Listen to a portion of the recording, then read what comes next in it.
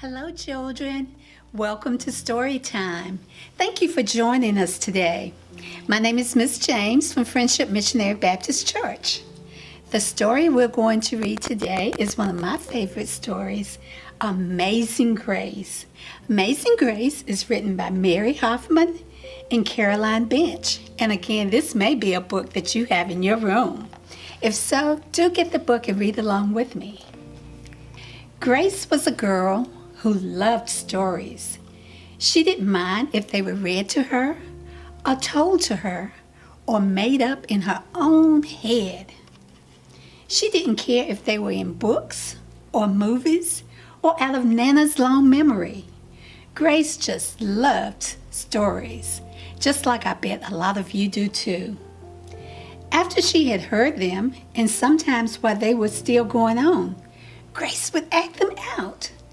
And she always gave herself the most exciting part.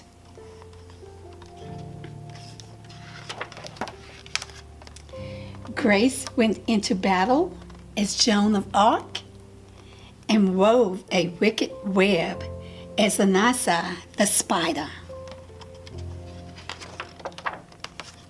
She hid inside the wooden horse at the gates of Troy. She went exploring for lost kingdoms. She sailed the seven seas with a peg leg and a parrot. Can you see the parrot? She was Hiawatha, sitting by the shining big sea water, and Mowgli in the backyard jungle. Most of all, Grace loved to act out adventure stories and fairy tales. When there was no one else around, Grace played all the parts herself.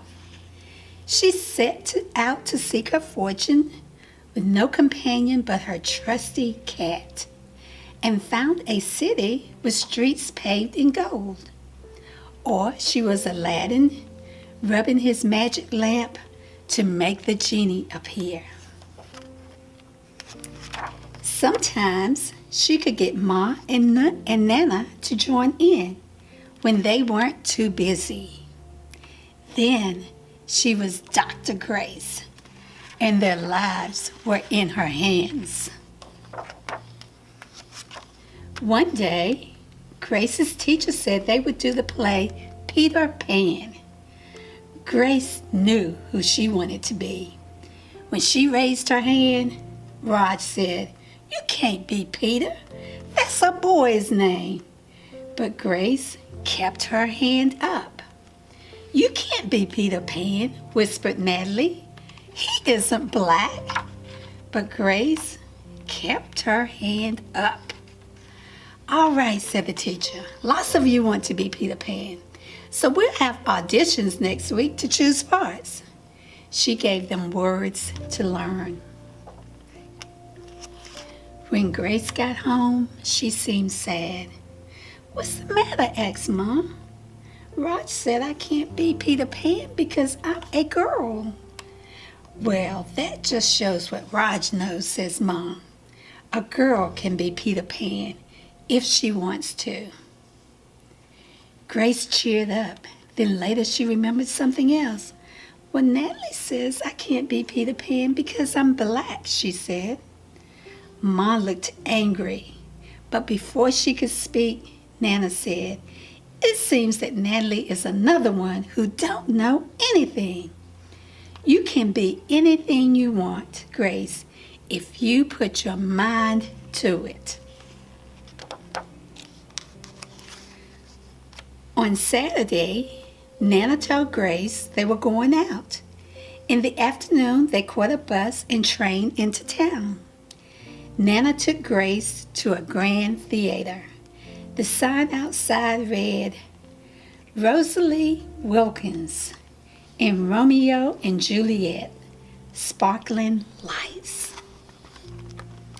"Are we going to the ballet, Nana?" asked Grace. "We are, honey, but first I want you to look at this picture." Grace looked and saw a beautiful young ballerina in a tutu. Above the dancer, it said, "Stunning new Juliet." That one is little Rosalie from back home in Trinidad, said Nana. Her granny and me, we grew up together on the island. She's always asking me, do I want tickets to see her Rosalie dance? So this time, I said yes. After the ballet, Grace played the part of Juliet, dancing around her room in her imaginary tutu. I can be anything I want, she thought.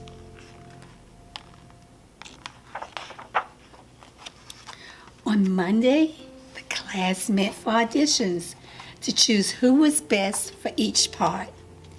When it was Grace's turn to be Peter, she knew exactly what to do and all the words to say. She had been Peter Pan all weekend. She took a deep breath and imagined herself flying. When it was time to vote, the class chose Raj to be Captain Hook, Natalie to be Wendy. There was no doubt who would be Peter Pan. Everyone voted for Grace. "You were fantastic," whispered Natalie.